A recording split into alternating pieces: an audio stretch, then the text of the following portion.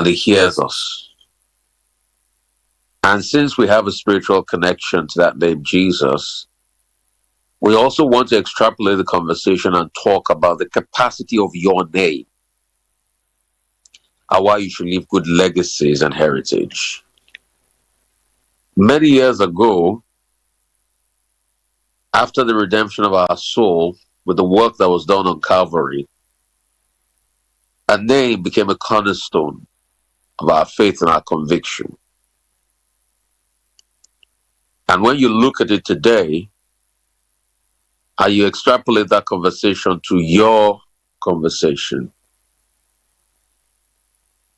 then you will know that a name matters. And the question we're asking is, for you to be able to have a good name, you need to be able to build a good legacy. And the truth has to be said, a lot of people don't have good names. They don't even care about a good name in the first place. And when you don't care about a good name in the first place, you can't get anything well done in your life. Because you don't even think of what good legacies am I going to leave behind. See, a lot of you just live your life forgetting that your name matters a great deal. There are some people that if you mention their name today, their name is synonymous with corruption and theft. And the sad thing is most of our politicians are not men of honor any longer. They don't have a name that is synonymous with anything good.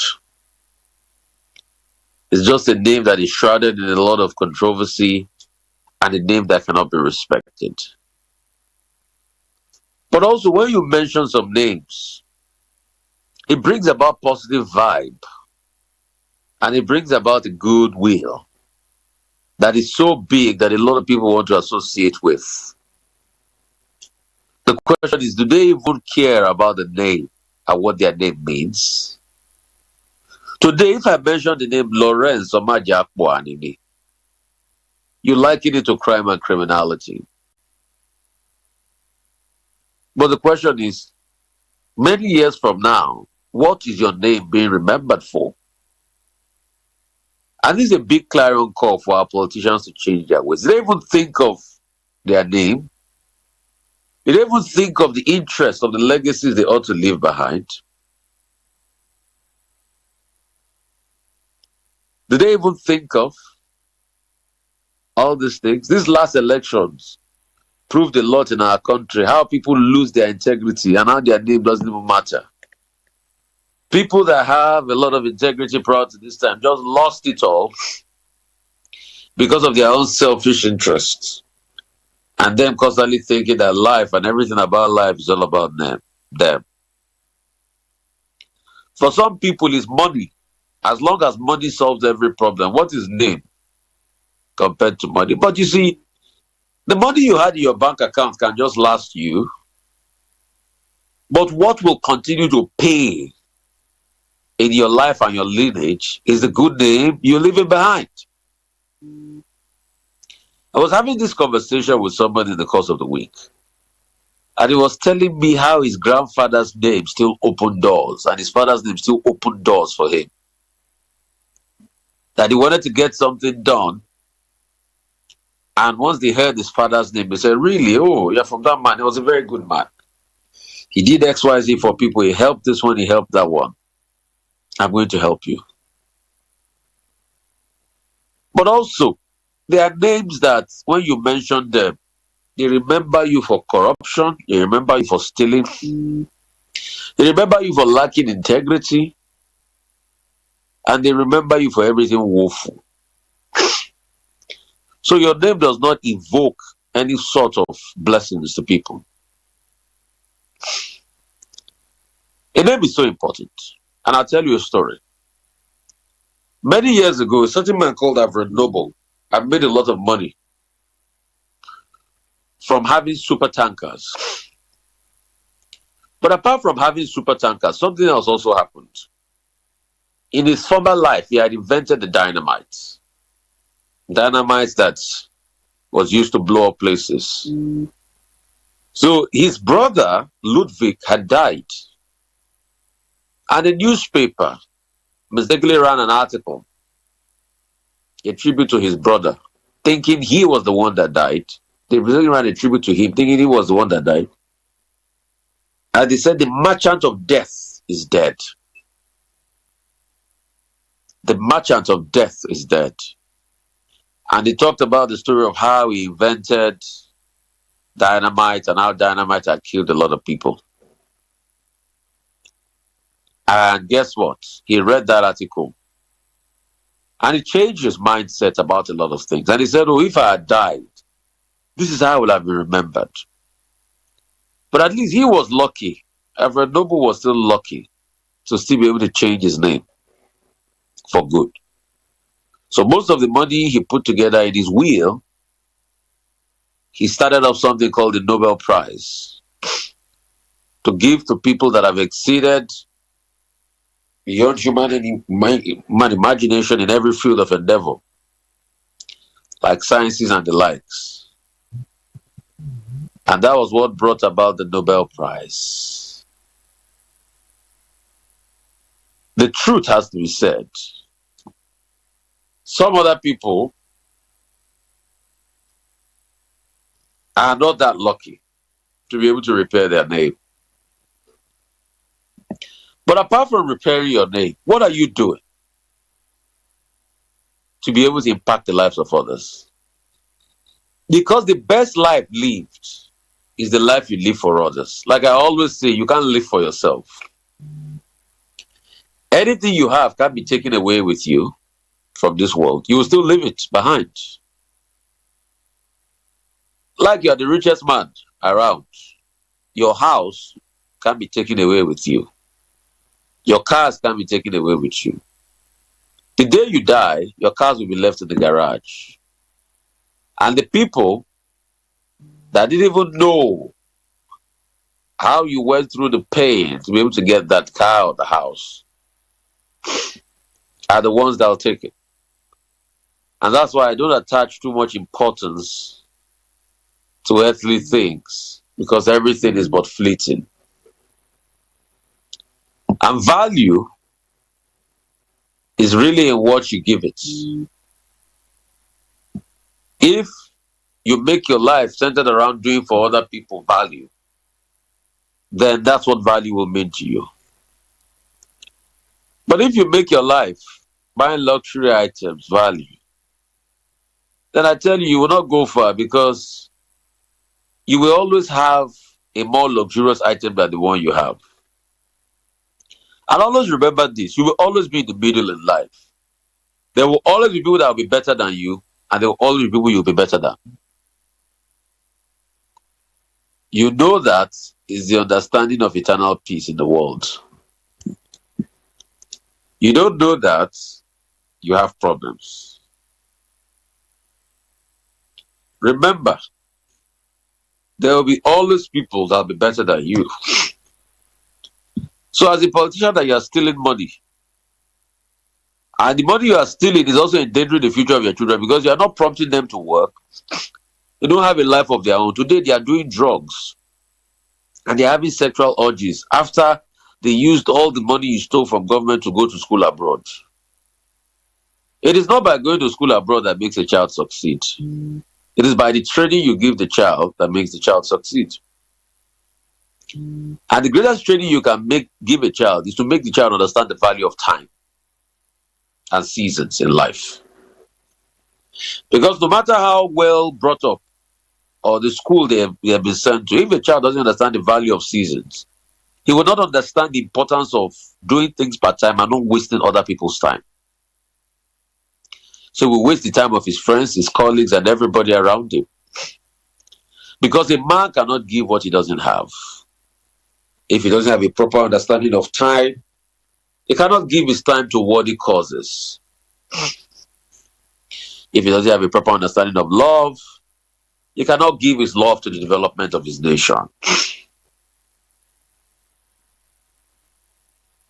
I've titled this sermon, What is in the Name? A name matters a lot.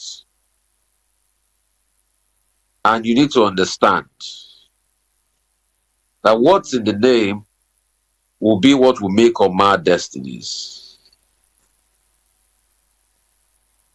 What's in the name will be what will make or mar destinies. So, if you don't understand what is in the name, and you will live a life doing. There are some people today, when you mention their name, it's all sorts of crime, gangsterism, drugs, forgery of some sort, accusations, theft, government stealing. You see, you can buy praise singers, but you can't buy truthful people.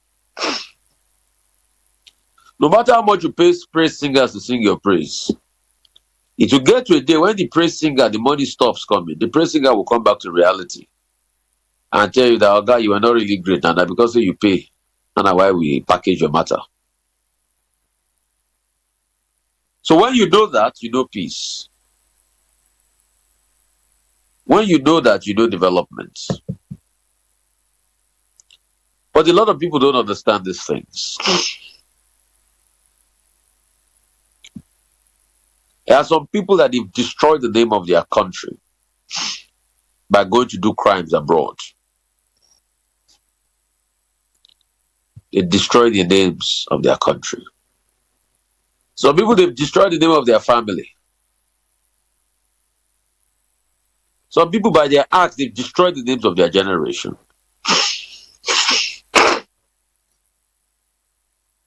The good thing about a destroyed name is that a destroyed name can also be resuscitated. But it takes a lot of effort and willingness on your part to want to resuscitate the name. And how do you resuscitate the name? Number one, by making the essence of your life be the impact and development of humanity. There are a whole lot of people out there. The essence of their life is about destroying humanity. Truth is, if you think you can destroy humanity and go scot-free, there's no how at some point life will catch up with you. And when life catches up with you, you will not be happy about it. So please, stop the collective destruction of your neighbor. I beg you. You can't destroy people and be happy. There are some people we call the Akwanwele Kujayes. They thrive on the destruction of other people. But you have to stop it. Because if you want the abundance of God to reign supreme in your life, you need to be able to stop the capacity of destruction, because it doesn't all go well. And when it doesn't all go well, it will create a lot of problems for you in your life. And when it creates problems, generation yet unborn will also be part of that problem.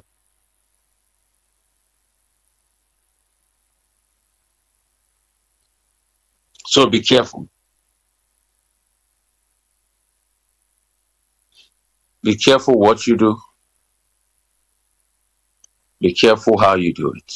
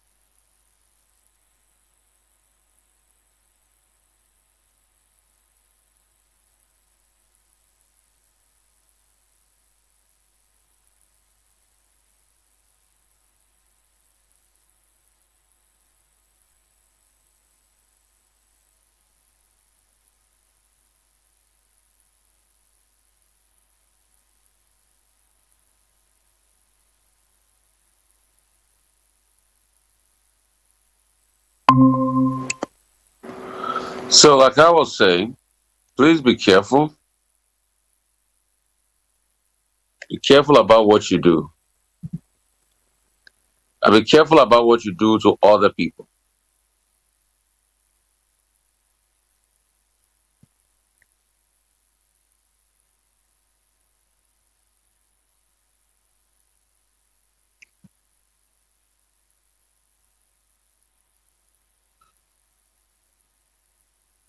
So, like I was saying, be careful about what you do and be careful about how you treat other people.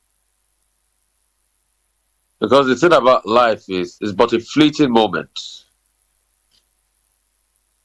And when it's fleeting like that, you need to be mindful of consequences. Because if you're not mindful of consequences,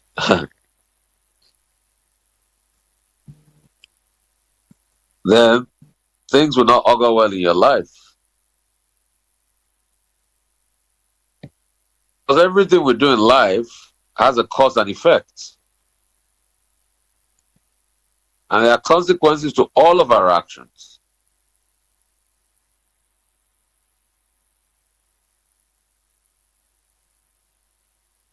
And there are consequences to all of our actions. The earlier you know that there are consequences to all of our actions, the better it is for you. So sorry, we just had a little network stalled, but we're back on. The earlier you know there are consequences to all of our actions, the better it is for you. And the essence of life is to be able to build good legacies. But there are so many people today that they're not concerned about these legacies. They are concerned more about money than a good name. And a good name is more than anything. There are some people today, and when you hear them, all they do is to be able to destabilize others. That's what they are known for. What their life is about pulling other people down.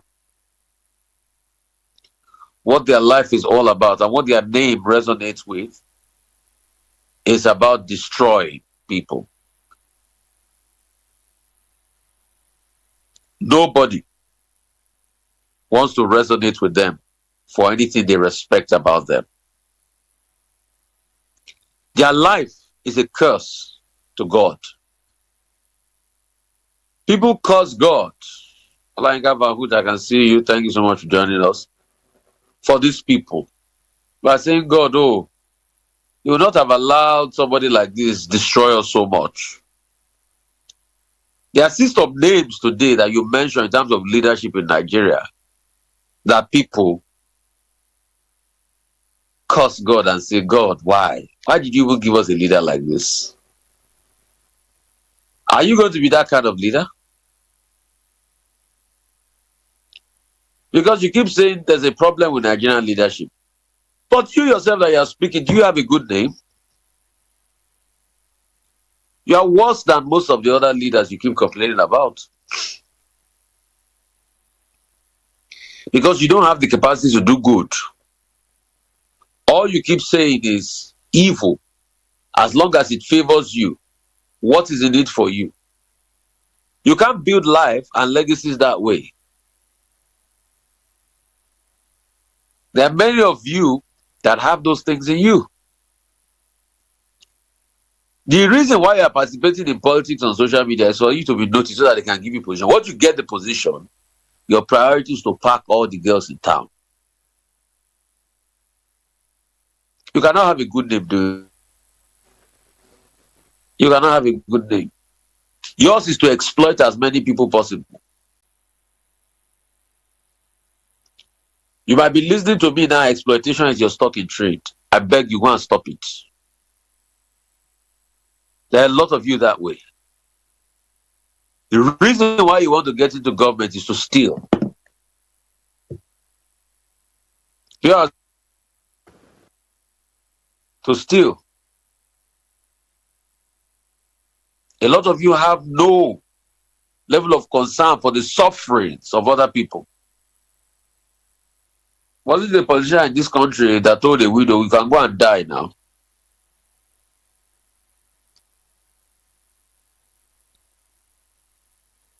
The only time you have concern, you think of people, is when you need their votes. And you'll be surprised. Even those pretending today that they care so much about, you will see their true colors very soon. As long as you don't die today, you will see the truth come out. The so-called people you think they are heroes today, when they show their true colors, you will know them fully.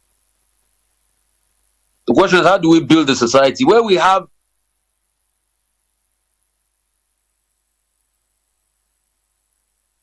and the role of their family?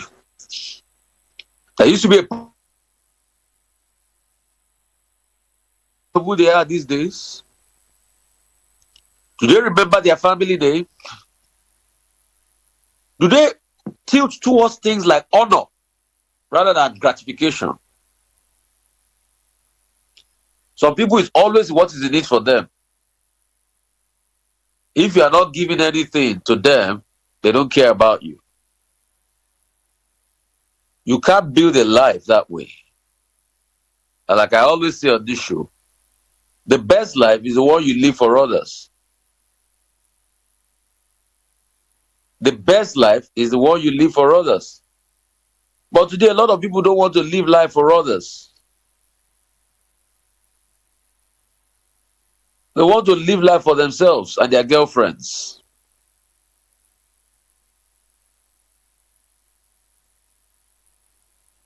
So for them, government position is about how to settle hitherto scores of sex. Oh, when I was poor, that girl not agree for me. Let me use money to show off to her so that she will agree for me. Brother, it shows you are empty deep inside. And the problem is we have a lot of people that are empty that are leading us today. In fact, the reason why they got there is because of their desperation from being empty. They can kill anybody. They can steal from anybody. They can destroy anybody. They can black.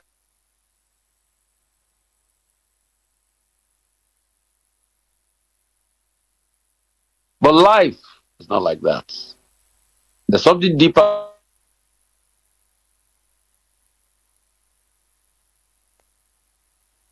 Sessions yet on board.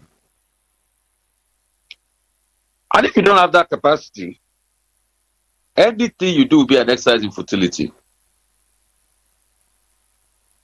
Because the reason for our life is to uplift others. Life was not handed to you to be a beacon of destruction. It was handed to you to be a beacon of advancement of the cause of humanity. That's the essence of purpose. The purpose is the fact that people should thank God that you lived. But there are a lot of you today that don't care about a good name as long as you steal. There is no integrity. There is no honesty.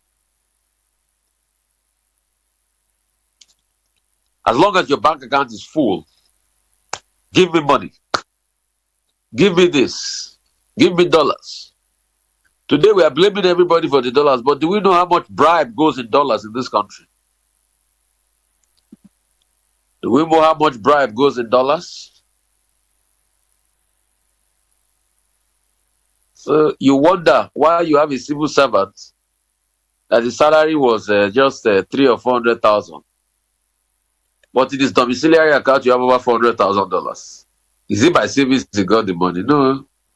Does the civil service law allow you to do business while you're in government? So you see these things that you can't equate them. And that's the kind of life we live. Nobody cares about the name any longer. In fact, some people say God punish name. My body remain 0700 okay 0700 sorry 0818 099 1 0818 099 191. That's the number. 0818 099 1991.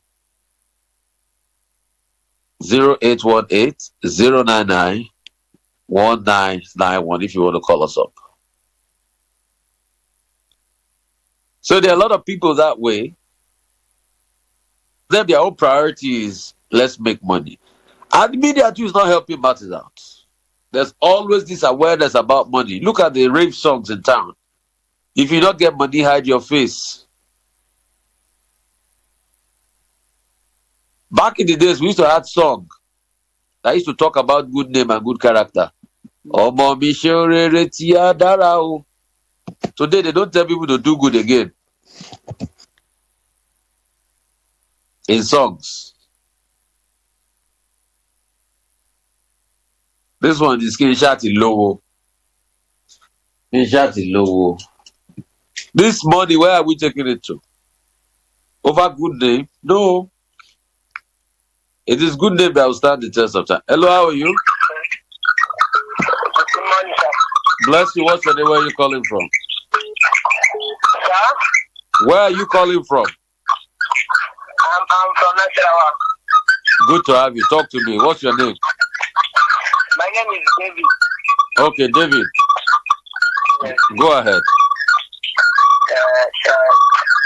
the things that you are talking through. Thank you so much. I think the phone line is bad. Let me let you go. But I appreciate you. Hello? Hello, good morning, Mr. Rufai. Bless you. What's your name? Where are you calling from? Okay, my name is Cynthia. Cynthia. Mr. Rufai, I've been calling you. I told you I want to speak to you after the show, and still I've not been able to speak to you. You told me you will call me after the show. No, more than 5 times now. I didn't see your number. You're supposed to send me your number after the show. Is this something you can discuss on air? Sorry, I didn't know what you said. Is this something you can discuss on air? No, sir. No, sir. Okay, send me a text message. Text, not WhatsApp. Text. Okay. So I'll just say, so I'll just text you that I'll just text you, sir. But how would you know I'm the one?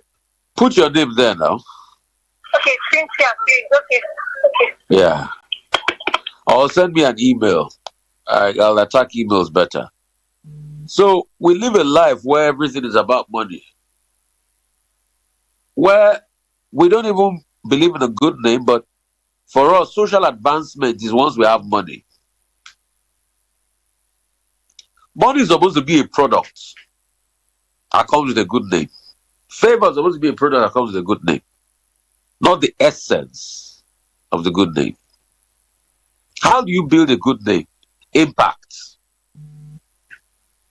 The question is, how many people are we lifting?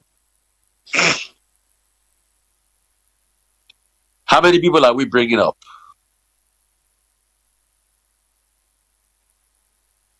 How many people are we impacting?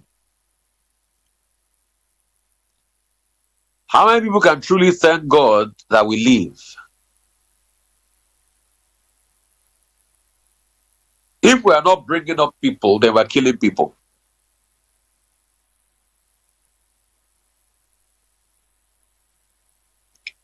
The essence of life is about impact for the next generation. So, what are we doing as regards that?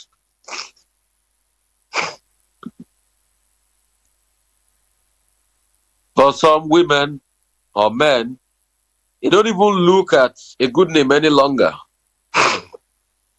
For them, it is the man. Does he have money?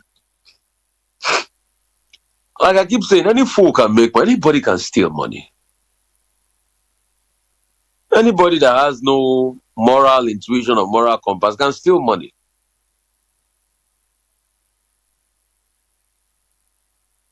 Anybody can steal money. But not everybody can build the capacity to have a good name. And that's what I'm teaching today. That's why we need to have people that can do the hard work. Because it's not easy also having a good name. It's not easy being less selfish, thinking more about others rather than yourself. But that's the best way, because in the end, you can't live a life for yourself. Your life is rated based on the capacity of impact for other people. That's why what we do here, we call it impact with Rufai. In the 10 o'clock, I have an interview about a church. Somebody telling us something about a church trying to take over land. You're going to hear more about it. They're also going to give you opportunity for impact.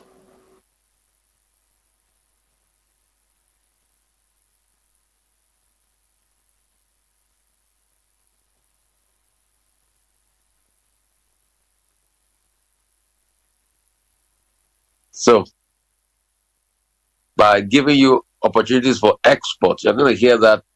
But I keep playing it all over again. Call us up. I'll take some calls before 10 when we play those messages back to back. 0818 099 1991.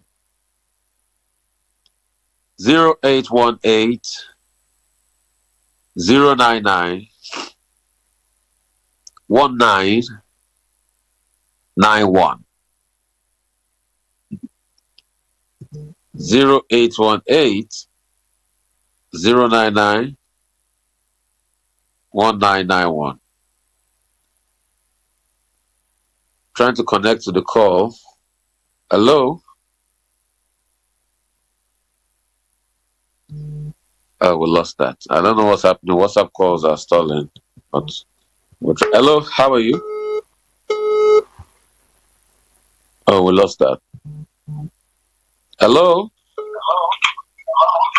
Hello? Hello, sir. Bless you. What's your name? Where are you calling from? Talk to me, Mukoro.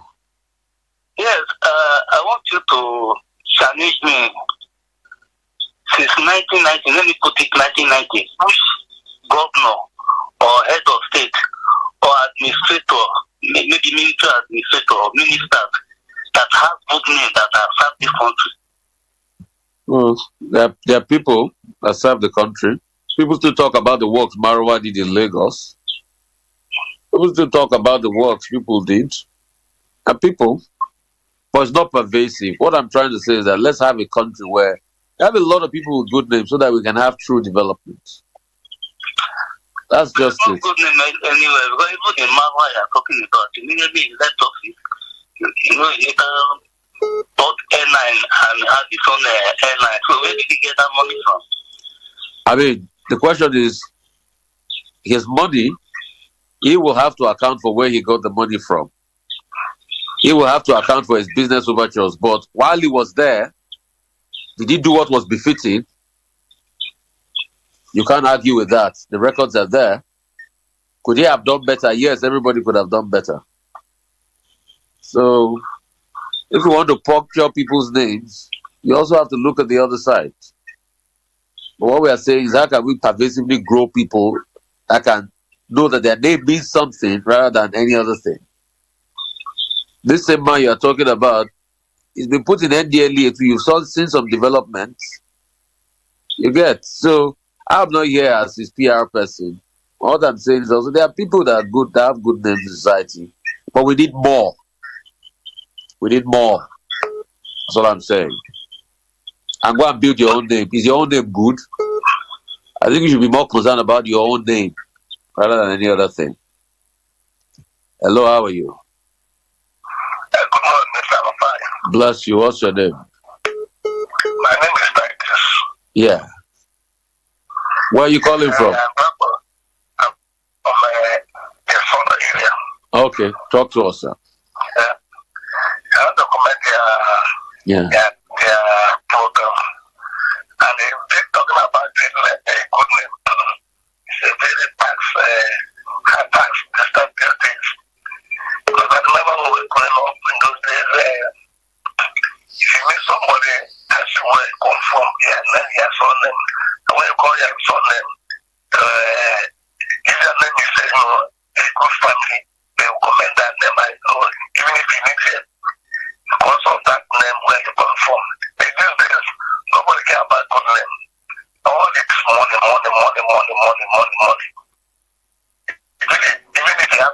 them and they don't have money. Nobody comes back. If they go and wait, what is good name? It's a very difficult thing to do. They will pray that one day we'll come back to that. It will come for. Thank you. Thank you. Also, and guys, if you have challenges with building your name and legacy, this message is to tell you that you still have time to change things while you're here. Hello, how are you? Hello, morning, sir. Bless you. Okay, thank you for that speaking. Calling from Victoria. Okay. Can you hear me clearly, sir? I can hear you. Go ahead. Okay. I love your message. I never knew you're a man of integrity, like just by the way you speak, and I love that. Well, what I want to say is this, sir. I come to realize I've learned so many things about many pastors because I believe today our society, so many things cause why we are behaving somehow. Like our pastors, I've learned so many things about our pastors, why they are preaching. They will say, they'll make a statement like this, that no man can be righteous. Can you hear me clearly, sir? Yeah. They will say no man can be righteous. And later on, while they are preaching, they will say God does not hear the prayer of the sinner. Now, for example, contradicting this truth that no man can be righteous, and anyone is a sinner, when he dies, he will go to hell. Automatically, this is contradiction. And automatically, they are trying to say if no man can be righteous, they are telling the youth, the people, that they can live with it, they can have the bad side of life. So this is the problem too. No, okay. So if you will let me explain it, there's no contradiction there. Okay. There's a portion in the Bible that says even the righteousness of a man is like a filthy rag unto God. God's standard of righteousness is higher, and human beings are fallible. But you know what makes us unique is the grace of God in our lives and the realization that we have erred and we come to God in forgiveness. Okay, sir. So that's why it's difficult for you to have people that are playing. So that's why my messages are targeted towards a renewal when you go astray. It is quite very... Sorry, sir. This scripture is just read in Isaiah. I don't know very well. This scripture actually was not talking to us as a human, totally. Yeah. It was talking to the set of people at that time in Israel. It's like, can you hear me? Yeah. So this particular set of people, they disobey God. So the prophet came, was not believing to God, that God have mercy upon us, that our righteousness is like the city that is. Okay, so when you extrapolate it, the scripture is talking about us today, because today too we disobey God. Well, listen. Can you listen? Would you listen to me? Would you listen to me? Would you listen? Just calm down. Today we disobey God in our own ways. Today we struggle with perfection with our walk with God. Today we are not perfect people. Not everybody. No, listen, you are not a perfect man. Not everybody struggles with some level of imperfection. Sorry, sir. I am sorry, sir. I'm sorry. Don't say so. I can tell you things about me. And that means you are a saint. Then what are you doing on earth? Go to heaven now, saints. Go to heaven now. In fact, even I'm sorry, with due respect, even your attitude shows your imperfections. Half the time you have not even allowed me to speak. You've acted like you know everything in this conversation. So it shows your imperfections. So if you say you are a saint, you are too good for earth, then go to heaven. Because I don't want to talk to saints. I want to talk to people that are imperfect, that are on their journey to perfection. That's what I want to talk about. So if you think you are too perfect, be going to heaven. Be going. There's no point you calling this show. No, a man cannot be perfect. A man has challenges. A man is fallible. So don't deceive yourself. In fact, your imperfection is showing in you being self-righteous. I am not perfect. I have my own shortcomings. Anybody that tells you a man can be perfect is lying. What are your shortcomings, sir? Let me know. My own shortcomings? Yes, sir. My own shortcomings is that I can be too trusting sometimes. Too what? I can be too trusting. I can be too trusting to a fault. I can be very believable. I can be very, very believable. I can believe somebody to the hilt. So those are my shortcomings. That's not shortcomings, sir. That's not shortcomings. Look at what I'm trying to say. I'm sorry. Can you then let me take other calls, because you know everything, sir. Gladly, please let me take other calls. Thank you so much. God bless you. Since you know everything. So when you claim you know everything, you don't know anything in the end. I would like to take people that are imperfect. Being too trusting is a shortcoming. Because obviously the reason for a shortcoming means that you can't work on it.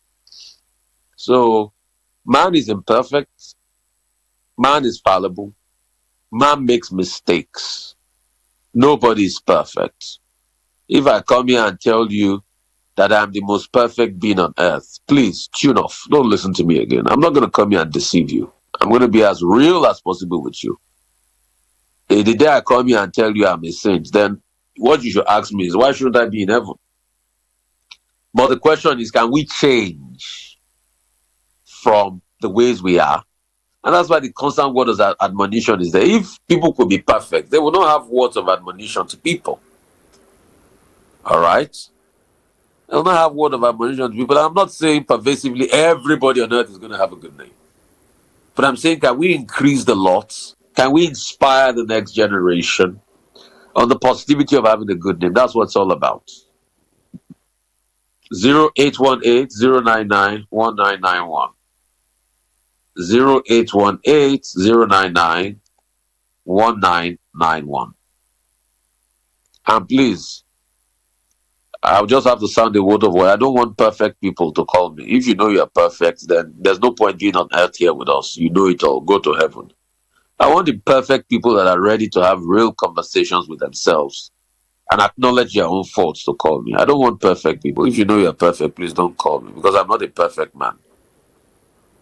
Hello? Oh. Hello, can you hear me? Hello? Hello, Rufai. Bless you. Yeah. Thank you, bro. In the first place, I want you to keep on. Don't relent. Thank you. Even if they prove them 30 years, it is teaching them one by one. Yeah. You are doing a very great job. I am calling from Barcelona. My name is Rufai. Great to have you. I am calling from Barcelona. I am adding flow up too. You know, I would want you to keep on, bro. Don't mind the keep on. The last caller is sent to radio. Yes. Yeah, please, bro. I don't have much to tell you, but to keep on. Thank you so much. The thing you are doing is just talking them seriously. Huh? I appreciate you. Bless you so much, my brother. Hello, how are you? Hello? Hello? Good morning, sir. Morning, how are you? Good morning, sir. Yeah. My name is Samuel James. I'm calling from Watford in England. Great to have you, Samuel. Thank you. I've been watching your show I've been watching it for a very long time, and I particularly want to thank you for everything that you're doing for our country. Thank you. You've been a voice that's been solid. With people like you, we believe we still have hope that Nigeria one day will be a better place. So I pray to God that we have more people like you that are vocal about the real issues. And I personally appreciate you. And I hope that one day we have a country that everyone will be proud of. People like you will have you'll raise people just the same way you are, that will be able to speak truth in the face of evil. Today we see what's going on in our country. For some reason, I can't wrap my head about how we got to this point. So whatever it is, I just pray and hope that we'll one day be able to we're still able to have that belief that we will get to that destination as a country and as a people. Thank you very much, sir. I really appreciate everything that you do. Thank you so much. I appreciate it. Hello, how are you? Hello? Bless you. What's your name? Where are you calling from? My name is I'm calling from Enugu this morning. Great to have you from Enugu. Where are you calling from in Enugu? Bapanikpe or New Haven or where? Independence Layout. Oh, okay. Yeah. Good. Talk to me. Okay, God bless you so much. Bless you. And the teachings and everything, people like you are so rare. That's just the truth. What we are fighting for is the generation to come, right? Yes. Yes. The grace of God is we're gonna get it right. And I want to encourage you to continue teaching and continue to imbibe this knowledge of decency in most of our young guys, because the old folks they have failed us. And if we continue like this, if we have people like you, even if they are like 4 or 5, they will change a lot. I want to encourage you, and I want to tell you God bless you so much. I really appreciate all you do. God bless you so much, thank God. Thank you so much. I really appreciate you. Bless you so much, my brother. Hello, how are you? Hello? Morning, Kilagagaba. Yes, my name is Klaga Gabriel. I'm calling from Budapest. Great to have you in Hungary. Yes, I want to, in fact, right now I'm calling you from my laboratory. I'm doing my PhD in science, yes. Good. I want to tell you something. Like Christian, like myself. Can you remember the late 80s to the early 90s? When you meet anybody concerning the church, in fact, they used to call Christians those days these born again people. Yes. Can you remember that? Yeah. But can you remember?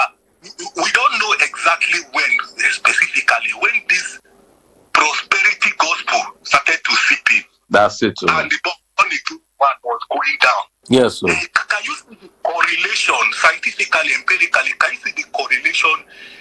When the prosperity gospel was going up, decadence, morals, that value. Yes, increased. In fact, if you remember the word they used to call it, they used to call it SU, Scripture Union. This one are SU, Scripture Union. Exactly. But we don't call people SU any longer. Exactly. Ironically, as the prosperity gospel increased, poverty also increased. Yes. In the society, because value was decreasing. Yes. So this is from my little history of Europe here. Remember also during the Dark Ages, before the Renaissance came about, the church here was very rich and the people were very poor. Yes. And when the Renaissance happened, then which came as a product of the Reformation, Martin Luther and John Calvin, those people. Then remember what happened? The people took the scripture to themselves, and then they took the power. They began to think, yes, which brought about revival. The just shall live by faith. Martin Luther, yeah. So this is exactly, if you ask what we need a restoration. We need the kind of renaissance in our thinking. It's not monetary policy. Monetary policy, all those are just secondary. There's value rebooting. Value. Yes. Because everybody is found culprit. Even pastors and churches are found culprit. Everybody is found culprit. Everybody is hobnobbing, with the decadence of... You see, one thing I see anytime I come to the West is the fact that they are fall short in many other values, you get, but there's still that basic society value that hold people together. They still condemn evil when they see it. But we here, yes, if the highest bidder is your friend, people just walk on like nothing happened. Yes. And countries in the West where you have over religiosity, it becomes a sentimental country and problem. That's why you have Americans in the problem with Trump today. Some of the people, the Christian evangelicals, can't call Trump out and say what you are doing is bad because he claims to be evangelical. So we need to be careful of over religiosity. That's why when somebody called me and said, "No, I'm perfect," I said, "I don't want to talk to saints this morning. If you're a saint, please don't call me. I want sinners that can acknowledge that I have a problem." And what I want us to acknowledge in society, that we have a problem with our values and morals. That's what is permeating within every aspect of our society. Yes. That's just it. So. One last question before I go. In a system that is so heterogeneous and the variables are so complex, like Nigeria, who are the people that will become the reformists? That they will not tag a religious or identity on their forehead. So, identity politics will always happen. But I think what will become the real change will be the effectiveness of the message. And that's why, as you are hearing this across various platforms, it's also going on terrestrial radio in Nigeria. So it's going to be the effectiveness and efficiency of the message across board and across platforms. So when we can have the multiplicity of the message, then we can begin to build a new breed of thinking in society. It's not everybody that will hear the message. Probably with all this message I'm preaching, if I can get 1 to 10 million people that can imbibe these good values, I think I'll be able to build a good mindset to now start influencing other people. What we need are people that can influence other people with these messages. And that's why I encourage people to share and all of that. Worst case scenario, okay, from Twitter, from Instagram and Facebook, probably I get how many streams? 10 to 11,000. And I get from Instagram maybe 1,000 or 2,000 or 3,000 or 5,000 on a good day. If we coalesce that one, maybe probably exposure gets to about 10,000 people. Terrestrial media, another 1 to 5,000, 15,000. But if we can now build the influence capital in the minds of people that now permeate this message, at least if about a sizable percentage, 5 to 10% of Nigerian society can start to think and influence other people, then we can have general thinking. So that's my strategy for societal change. Media, the power of media. Thank you so much. Bless you so much. You are a hero, and we will all live to see the change happen in Nigeria. Amen, amen. Not be me, not God, who I be. I'm just a conduit. If I buy today, God will use another person. Thank you for doing your part. Thank you. I appreciate you, my brother. Bless you. Bless you so much. Thanks, yeah. Hello. Bless you. What's your name? You have a couple of seconds because we're wrapping up now. What's your name? Where are you calling from? Okay, Anastasia from Ikorodu. Hey, Anastasia, my sister. I'm so happy. This is a very lovely call. Anastasia has been with me for my former radio station for over 10 years, for close to 10 years, if I'm not mistaken. Anastasia, bless you. And she has a powerful story. God bless you. God bless you. Good to have you here. Anastasia, you can see the vision continues. Oh, God will always create platforms. Yes. I'm so happy. How are you? I'm fine. I'm just calling to say I see what you're doing. Bless you. Your message has not changed over 10 years. Bless you so much. Bless you. Bless you. Thank you so much. God will continue to bless and uphold you. I appreciate you. Because you are part of this journey, Anastasia. God will honor you. Thank you. I appreciate you. Bless you. Bless you so much. Have a great Sunday. You to have a great one. Bless you. That's about all we can take. In the 10 o'clock hour, we play that interview I had with the president, actually, of the Methodist Boys High School. Methodist Boys School in VI are having a squabble with the church over land. I'm going to hear more from the side of the president. And please, for the sake of balancing the Methodist Church, if you hear this and you have representative, please get in touch with me. Get in touch with me, please. Get in touch with me. So we can also give you your side to be able to share your own story. We'll play all of that all over again. And it's been a blessing. God bless you as you go, makes your way shine, and gives you peace on every side. It is well. God bless you. I appreciate you all. Thank you. And then we also have the exports. We'll play back the exports insights, for all of you. Bless you guys. I appreciate it. Love.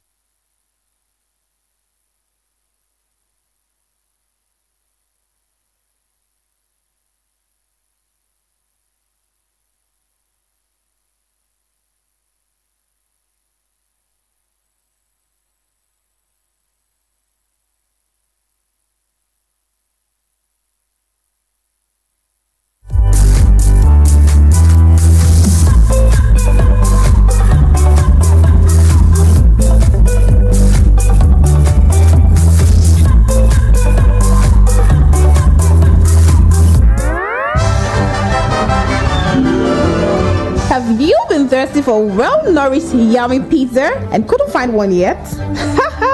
what you ordered versus what you get, right? I understand. Let me introduce you to the best pizza and premium ice cream in town, all the way from the US. Romeo's Pizza and Coldberry Ice Cream. So sweet, so yummy. Visit the new Romeo's Pizza outlet, 22 Latif Salami Street, Ajao Estate, by the Lagos International Airport Road. For more inquiries, call 0816-320-9783 or 0816-321-0945. Romeo's Pizza and Coldberry Ice Cream. The light in every school. Are you looking for the perfect getaway? Look no further than the luxurious accommodations at Airport Golden Tulip Hotel, Lagos, number 42, Muritala Muhammad International Airport Road, Lagos. Relax and unwind in a beautifully appointed rooms featuring all the amenities you need for a comfortable stay. Whether you're traveling for business or pleasure, our attentive staff is here to ensure that your everyday need is met. We also offer complimentary pick-up and drop-off from the Lagos Airport. Take advantage of our state-of-the-art fitness center, outdoor pool, and enjoy a delicious meal at our on-site restaurant. With stunning views, world-class service, and a prime location, Airport Golden Tulip Hotel, Lagos is the perfect choice for your next vacation or business trip. So, why wait? Book your stay today and experience ultimate in comfort and luxury at Airport Golden Tulip Hotel. For bookings and reservations, please call 0815-8003-333 or 0815-7003-333. You can visit our website at airportgoldentuliphotel.com. Airport Golden Tulip Hotel, where luxury meets comfort. You are listening to the number one station, the Voice of the People, 90.3 FM. Do not touch that. There comes a time in the affairs of man when the voice of the people stands unique, constantly challenging society's status quo. 90.3.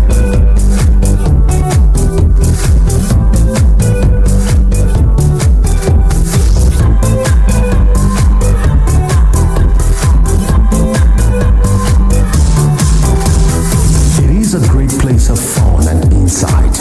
It is a great place of learning. It could be your school on radio. It could be your life on radio. We are VOP, Voice of the People.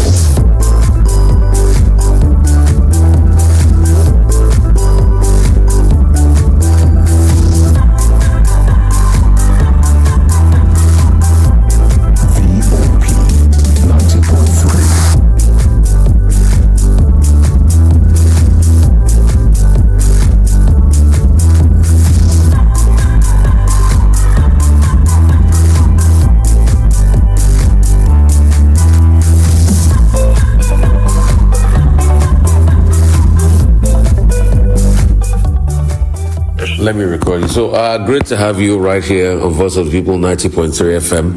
I'm here with Abolaji Akinsoya, MBBHS National President. Please, tell me this thing about this land, the church and the land and what is going on, please. Yeah, thank you. My name is Engineer Akinsoya Mobolaji. I'm the president of MBHS Lagos Old Boys Association. It's just about the encroachment of the school land by Methodist Church Nigeria.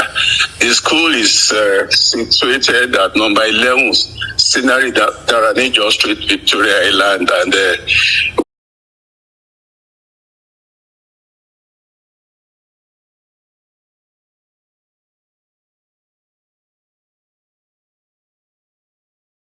Let me record you. So, great to have you right here on Voice of the People, 90.3 FM.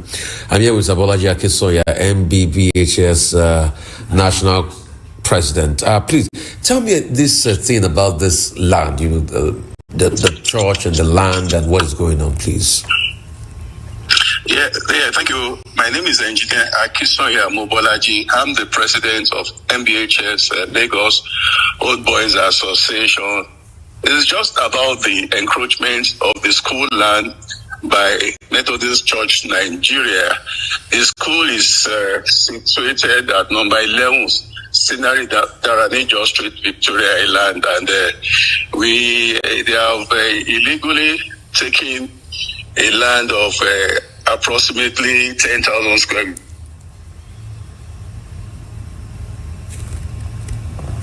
10,000 square meters? Okay. They've taken land of about 10,000, 1,000 square meters or 10,000 square meters. Has been acquired through the back door. We have 2 CFOs on the land as I speak to you, and the one being paraded by Methodist Church Nigeria is yet to be registered with Lagos State land. So that's the situation. At the moment, we have 2 CFOs on the land of Methodist Boys High School, Lagos, at 11 Scenery Daranijo Street, Victoria Island. I don't know why the CFO originally given to the school by the administration of Latif Jakondi has now have another one. We don't know which one is superior to what Methodist Church Nigeria is parading. And the one given to us is for educational purposes only. And what they intend doing on the school land is to build luxury flats that will be put on commercial scale at the end of the day. And we are going to resist this through the legal means, and Methodist Church Nigeria should stay clear of the school land. Okay. So what portion? Because I know that place very well. In fact, I used to live on Scenery Daranijo, and I know that I used to go play football on that field. Is it the portion that is close to French school that they have put up for that? Is it from that area they took it? Just very close to the French school, and they have created another gate towards that street, and that's the land in contention now. They want to build luxury flats, and the funny thing is the land was sold to John West company at 1 naira. How can you sell in Victoria Island that prime land? How can Methodist, the honest company they formed, so they sold the land 1 naira, 8,555.1 square meters, roughly 10,000 square meters. 10,000 square meters is 1 hectare. How can you sell land of approximate 1 hectare to John West company at 1 naira? And they are parading fake CFO that is yet to be registered in Lagos State lands. That's what Methodist Church Nigeria, some clique, not all of them, some clique within the church circle, is parading. 2 CFO on 1 land. Okay. I'd like to say a very big thank you to you, Mr. Brother Akinsoy, and we also love, more details and more, facts and documents as regards to. Thank you so much for your time. Still VOP here.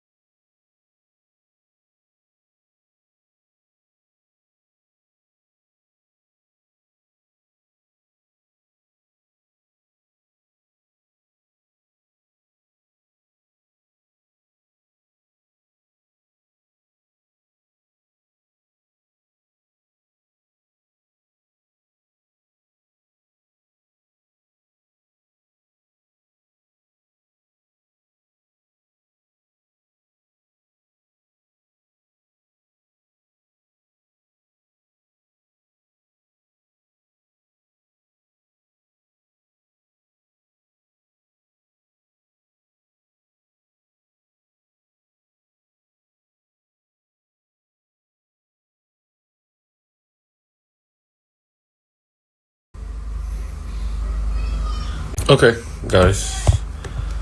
So I'm going to be doing a live very soon about the plight of nurses. Somebody reached out to me, and I'm going to be giving them some audience about the plight of nurses. All right. I will pretty much take this on because of what I see that they're doing to nurses, and I don't like it. And so I would like to call out Decency Oyekachi. You can request to join, and I'll be ready to take you on. Ifeanyi Udegu, Chidem Oyekwe, Obina Christian JB, and Jubi Frankie. When these people join, I will talk about the plight of nurses. I have to say, this is something very important we should be talking about. I also hear Overdosey will be joining. I'm not sure I can take this amount of people.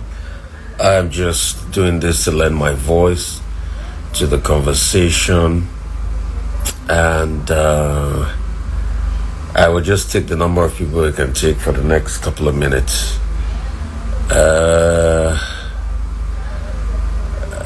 It has to be said, you might see me sweating a bit. Truth has to be told. Power issues. I mean, for some reason there's been no power, and also the fact that obviously you can't use inverter to take all the ACs, so you have to do the best you can. So if you see me getting all sweaty, please just bear with me. I'm trying to get Decency on. I told her I'll be here by 6, but normally I like to start things earlier. And I will see if we can get her on. Yeah, please, Decency, join now. Join the live. I'm already on the live now. Please join now. Now, please. Thank you. Yeah, so she's going to join now. And I'm going to take them and have a conversation with them. Okay, I see a couple of people. I think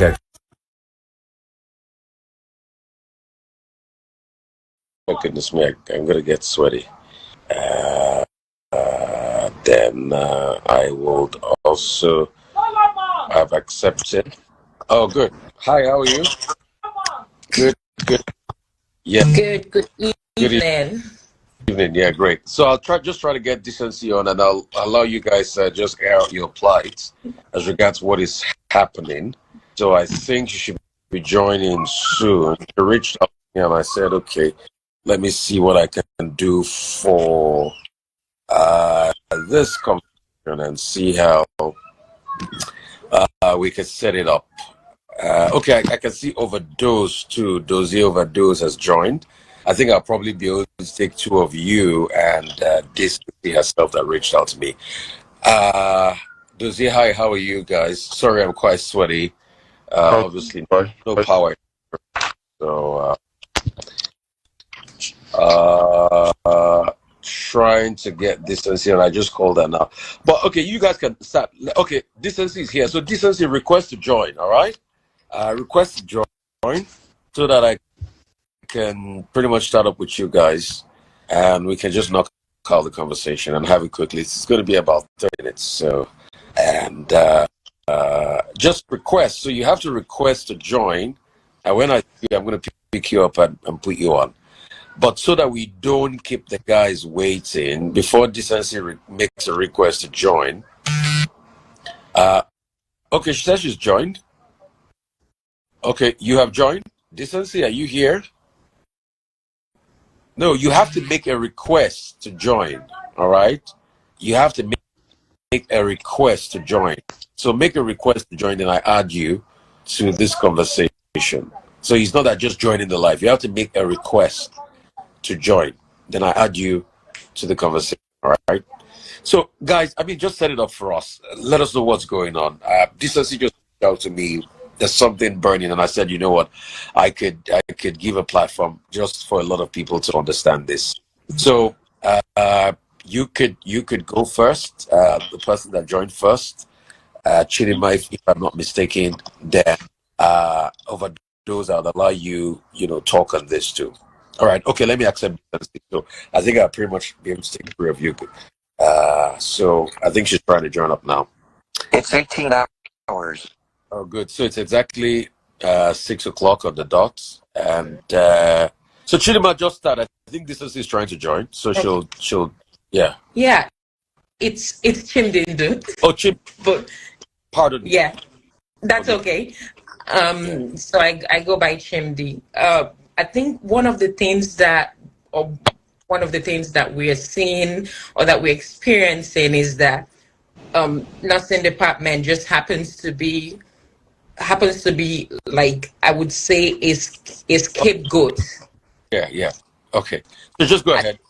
Yeah, I think the nursing department is what I would say happens to be a scapegoat at this time. I feel like they're using the nursing body to test run a couple of things. They're test running if it's able to just ground a whole occupation, and it's unfortunate because what they are using to do that does not sound feasible. Now, let me talk about the verification the verification circular that they just released. Let me introduce myself. My name is Chimdindu Onyekwe. I've been a nurse for 13 years now, and in the next year in the next month I'll be completing my Doctor of Nursing schooling. So I'll. That's just a brief of me. I don't want to go into what I've achieved so far. Let's go to the point since we don't have time. Verification of license is a proof to say I went to school, I became a nurse, and at the end of my course, I satisfied the criteria for me to become a nurse. So the nursing body has awarded me a certificate. Now, wherever I go to, if I want to get a job, that job can decide, we want a verification of your certificate. If I want to travel to further my studies, they can decide to request, we want a verification to complete your application process. Literally everything you want to do post-graduation as a nurse, you require verification of your license, which is just to say that this person has completed the requirements to become a registered nurse in Nigeria. And there's not supposed to be any criteria attached to this. You've gone to school. There's no rule, there's no course, there's no institution that where you go to school and after school you're required, there is some sort of clause as to this is what you will now require before we can say that you've completed this course. And it comes up all of a sudden. It's not like this criteria was made known to you prior to enrolling for this course. Prior to enrolling for this course, you were told this is the criteria for you to become a nurse. And then they give you a certificate, and that certificate for you to for the body to verify that this certificate is authentic. They're now beginning to give criteria. And now let me say that what led to this, I'm gonna be truthful, is that what led to this is most likely the high rate of relocation, which for you to relocate, one of the things that you must do or you must need is verification of your license. So there's been a high rate of relocation, and then they come up with this rule that says before we can verify your license, you have to work in the country for 2 years. And that when you start the license verification, is going to take a minimum, it's not even a maximum, like the minimum that verification process is going to take is 6 months. And then you have to get a letter from a doctor or the doctor or the CEO of the place you're working as a proof to give to a department that graduated you, to give to a body, the nursing body graduated you, gave you a license. But for them to verify the license that they've given you, you have to get authorization from someone else. It just doesn't make sense. You have to work for someone else. Now, I'm in the United States, and sometimes I'm currently doing my doctorate program, and the place I'm working offered to pay my tuition for my doctoral program, but they added a clause to it. The clause they added to it is that when I graduate, if they pay for this, when I graduate, I would serve them for an extra, I would work with them for an extra 2 years. And this is on my pay package and with benefits of being a graduate from my doctoral program. But I declined because I don't want to be tied to a place based on they paid my tuition. So I declined it. It was optional. It's not something that they impose. Nobody has the power to impose on you to do something, to impose on you to do something when they did not contribute to your nursing program. No nursing program in Nigeria is free. Not one. No nursing program in Nigeria there's no yeah, it's just you just decide to go for the program. So it's like thank you so much, for setting it all out. And for we're talking about the nursing debacle and the very, state regulations they're now put in, pretty much, which is employed to pretty much keep nurses back in the country. And I just want them to be able to air. You reached out to me. Funny enough, about social media. I thought it was a lady talking. Please don't mind me. He's a lady, actually. She's my wife. Oh, she's your wife. So, yeah. Probably we have not met. I want you to, put your point of view across on this. All right. And then I'll close and we'll strike a conversation on all of that, and we'll start to wrap things up. Yeah. All right. Thank you so much, Rufai, and thank you for this giving us, the audience, at least give our own view of the story, because it's always good to hear from two sides, of everyone that is in a battle. So my name is Decency Onyekachi, and I'm the owner of Decency Academy and Decency Staffing Solutions here in the US. Why we are here today is because of the circular that the Nursing and Midwifery Council released. This circular has so many things in it. I'm going to run through the major point. Number one is that there is a 2-year post-qualification for every nurse to provide for you to be able to verify your license. Number one. Number two, they want that the minimum amount of time is going to take any nurse in Nigeria to do your verification is 6 months. Number three, they said in that circular that before you can verify your documents, you have to get a letter of good standing in quotes, from a CEO or who is a medical doctor or anybody in your hospital. Now that's number three. Number four, in that letter is that they said that the verification fee, which is currently at 60,000 naira plus some figures, is going to now be 300,000 naira as from 1st of March. And I see all these things that they are doing. I bet you, Rufai, you can check this statistically. Nigerian is producing lots and lots of nurses everywhere in Nigeria. In Anambra State alone, I was the SUG president for the whole Anambra State in general, all the schools of nursing in 2010 and 2008, 9 and 10.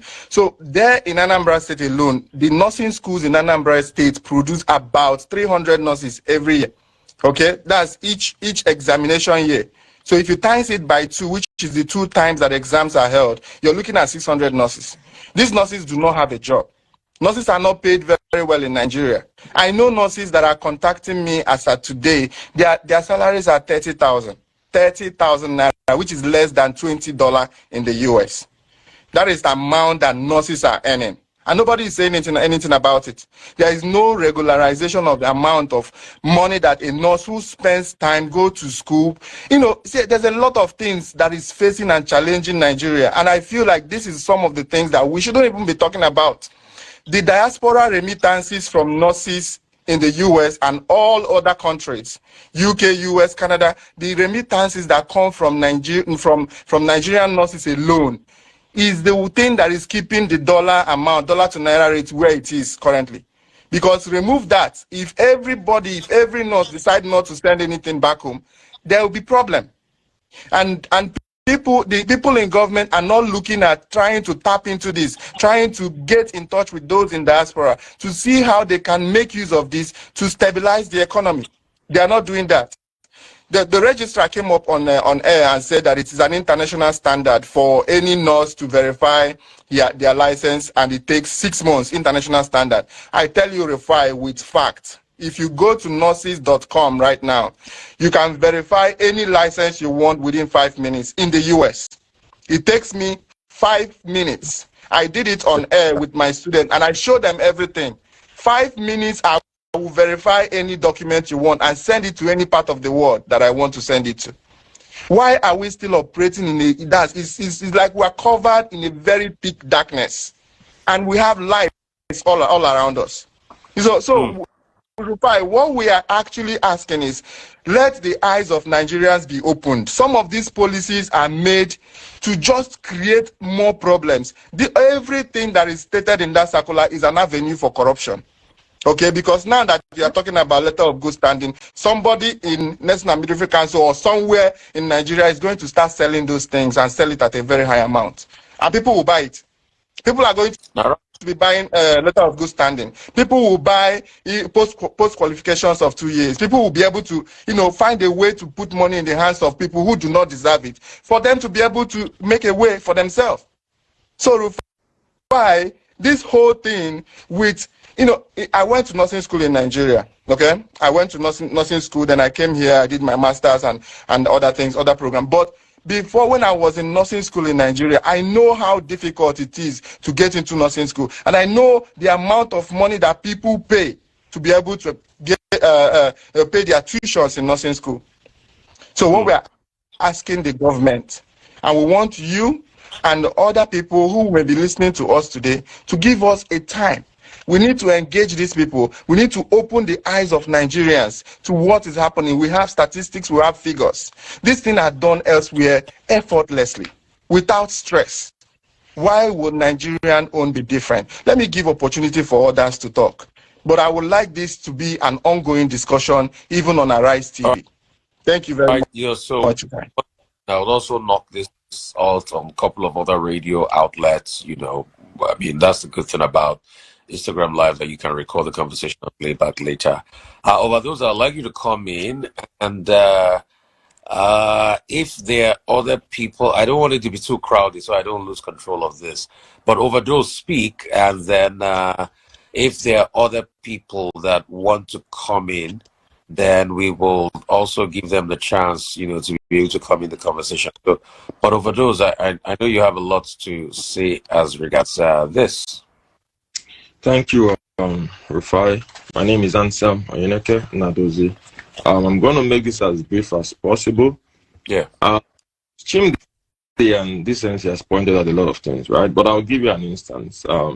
Let's say it is going to take 2 years for, it's going to take 2 years post-graduation. It's going to take at least 6 months after that for you to be verified and all that. Looking at it, you'll be like, give or take about 3 years for you to start for you to be verified, if you have to be verified from the National Military Council of Nigeria. And just like Decency rightly pointed out, this takes less than 5 minutes here in the US to do. It's online. When the registrar moved from analog verification to digital verification, most of us were very happy because it actually hastened the process. We commended that effort the man made, But taking us back to Stone Age, is very, very disappointing. Now, one of the bodies, that most of us in Nigeria go through while traveling out of the country, like go through why getting a job from any part of the country from Nigeria is CGFNS, right? They're involved in verification of your education, and also verification of your nursing license and all that, right? So what CGFNS does is they tell you to get a verification from the council showing that you are a licensed nurse in Nigeria, just to show you are a licensed nurse in Nigeria. They also tell you get a verification of education, like from your institution, showing that you went to school in Nigeria, or you've gathered these educational qualifications to enable you practice. Rufai, I don't know if you're hearing what I'm saying. Yeah, we can hear you. I mean, Rufai, he's talking, but hear you. I can hear you. Okay. I can hear you. Okay. Go ahead. So you have to verify your nursing license with CGFNS, which is one of the major bodies most people go through.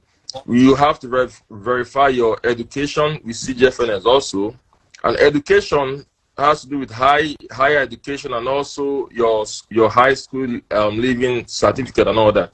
Now imagine the National Midwifery Council registrar saying one of the things he said is get a letter of recommendation from the CMD or whoever is in charge of the hospital.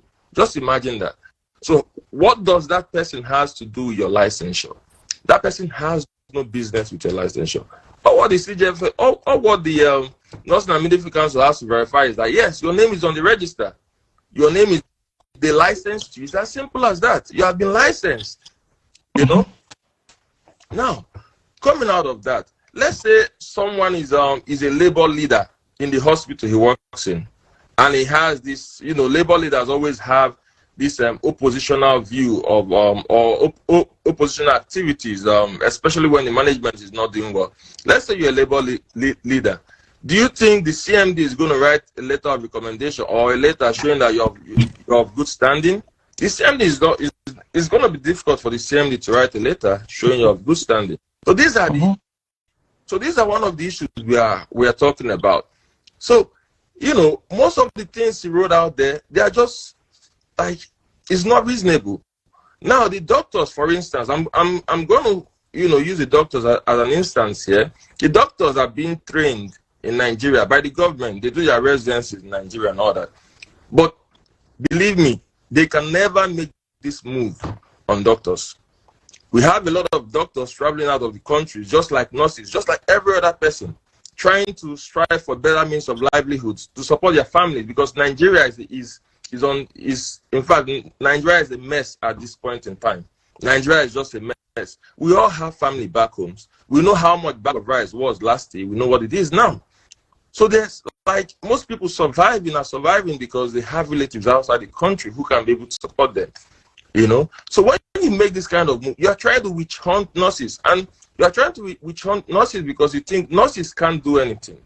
Now, why we are bringing this up to people like you, Rufai, is that we know the importance of journalism when it comes to driving out there our messages, and we are urging you to please see how you can push out this message out there. Tell Nigerians that what the National Midwifery Council is doing has no benefit to the profession. Instead, it's going to send the profession back to Stone Age. Instead, it's going to get people. In fact, it makes no sense. I don't see, most of us have checked these things. We've checked international standards, we've brought out proofs, and we're able to go on a debate with the council on national TV. Anytime. We are willing to go on debate anytime with them on national TV. Okay. Let them bring out points. So let's see. This is a platform that, so while you guys saw that it was stalling, I was also sharing on my Twitter page. My Twitter has got like 935,000 followers, and my Facebook has got another close to 300,000 followers. But this concurrently, we're having about 500-600. So I'm sure we're into the thousands. After the live, I'm sure probably we'll have had close to 5,000 or 6,000 people watching this or thereabout, So it's quite out there. And like I also said, I'm going to share it and put it, on radio to local radio, probably Lagos and also in Abuja. and across board. So it's definitely going to build some buzz, and it's also going to be on my page across board. So you get some traction.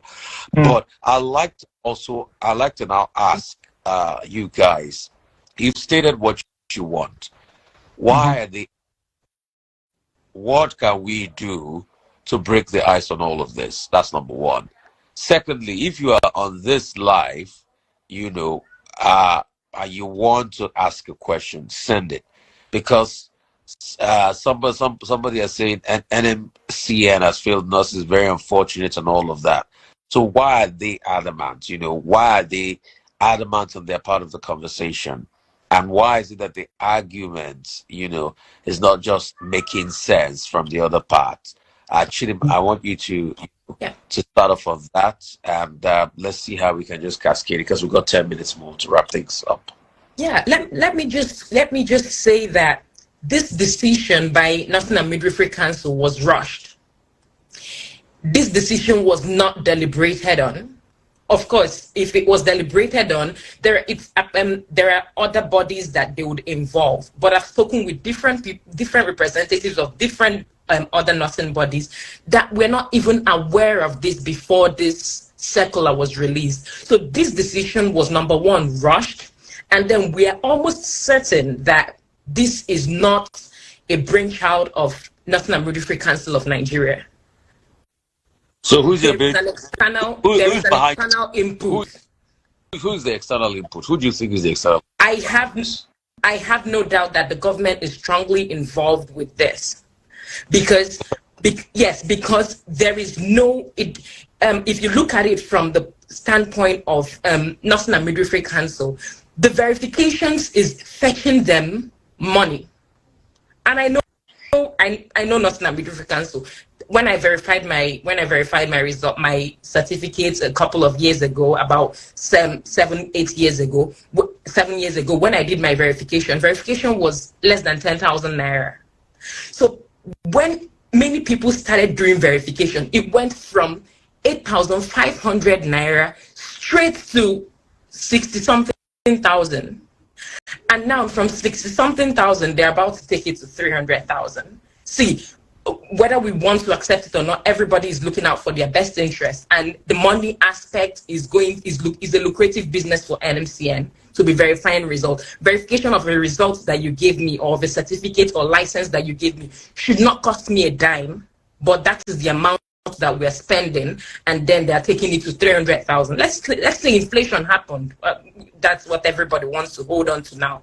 But then, so why are they trying to block that with giving a specified, saying, okay, if you graduate, you cannot verify your license for the next 2 years. You cannot. And then when we're talking of these 2 years, we are only considering 2 years of work. The BSN graduates from Nigeria, they have to, after their studies, they have to do a year internship and then a year NYSC before they can now get 2 years of experience. So if someone wants to further their studies, and then they're getting peanuts for payment. So if someone wants to further their studies, they're not able to. They're handicapped because they have to stay put until this time lapse goes over. Not everybody wants to be a bedside nurse. In our curriculum, we're offered several things. You're taught leadership, you're taught politics, so a lot of nurses might decide, I don't want to be a bedside nurse, I want to go into something else. But then what this is telling us is that once you graduate, you must go through bedside nursing first for 2 years minimum before you're able to advance in whatever you want to do. That means I cannot even finish from school and decide to start pursuing my master's program outside the country if I want to, or any other place, because that license remains invalid until I go and get 2 years experience, and until a CMD or someone, a leader of a hospital, verifies that I'm in good standing in wherever place I'm working. It just doesn't make sense. A lot of things that they're bringing up does not make sense, which makes me think, who is informing this? And the fact that we have been talking since they brought out this circular, we've been talking, we've been making noise about it, we've been reporting things, and there is no reasoning. It's like and amen. Nobody is talking about withdrawing it. Nobody is talking about coming to explain. Like, they come on air and they say it's national, it's world standard. And I'm like, do these people realize that there are nurses that trained in Nigeria that are in different parts of the world? Like, there is, it's not a world standard. I don't know where they get that world standard from. I mean, world standard is trying to get out quack nurses from the system. They're not doing that. World standard is trying to standardize the pay for nurses. They're not doing that. A lot of things that are world standard, they're not doing it. Okay. They keep silent on all of that. Okay. Thanks so much for that. Decency, I want you to speak, and afterwards overdose. I'll have a wrap on. Got about less than 5 minutes.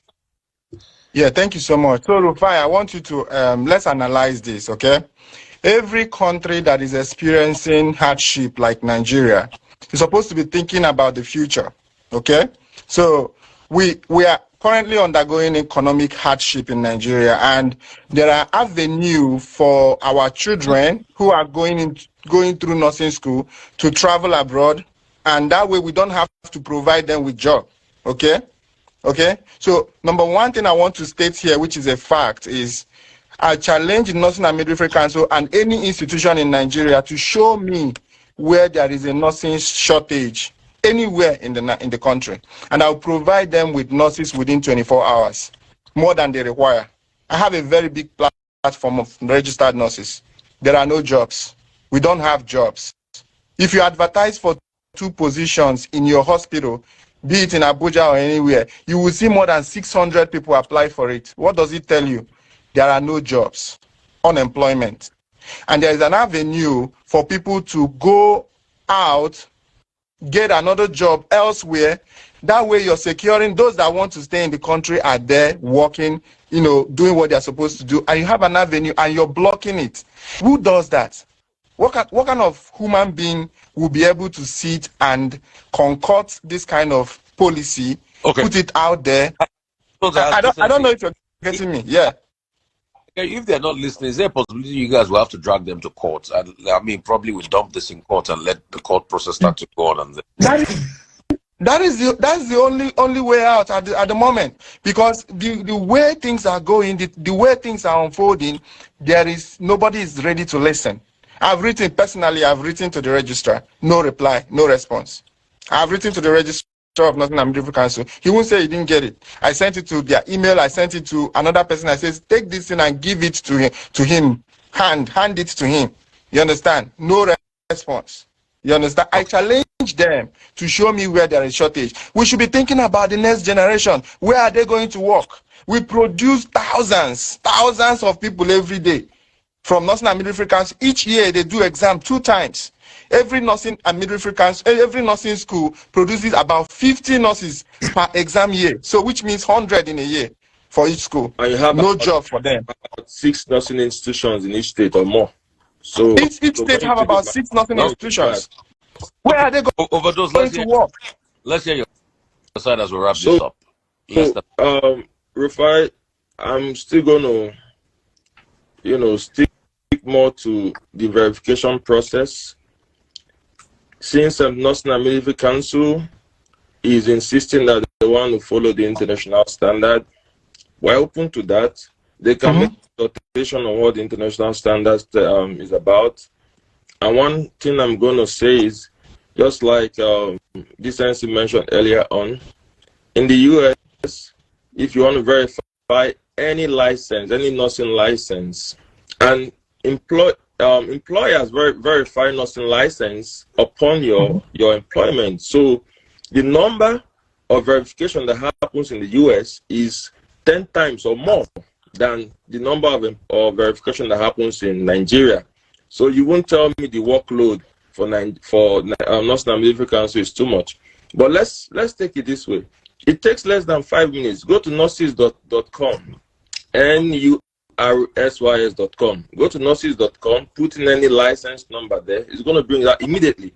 5 minutes is so much. It's about 2 to 3 minutes. It's going to bring it out as long as you put it in there. Less than 2 minutes is going to bring it out as long as you've keyed in that license number in there. So I'm trying to what I'm saying is, since we are looking at best practice or international standard, the Nursing and Midwifery Council, 2 years is a very, very ridiculous policy to bring out for verification. Very laughable, very laughable. So it doesn't make sense to anybody. So first of all, that 2 years should be struck out. It should be struck out. 6 months doesn't really make any sense. Also, now 2 years post qualification, or post practice. But as a nurse in the US here, you are licensed that you are licensed. The same body who licensed you, they can verify you anytime. It's very, very simple. So it doesn't make any sense. And if anybody from Nursing and Midwifery Council is listening, I want them to know that, and I'm assuring them that the nurses will never back down on this. We are going to fight them to any extent they want. We are not backing down on it. That is just a statement I put out there. Thank you. All right. Thank you guys so much. Really appreciate you. I'll keep amplifying your voices, and thank you so much for joining this. And my regards, to all of you and other nurses out there. Thank you guys so much for this. Really appreciate you. Thank you. Thank you.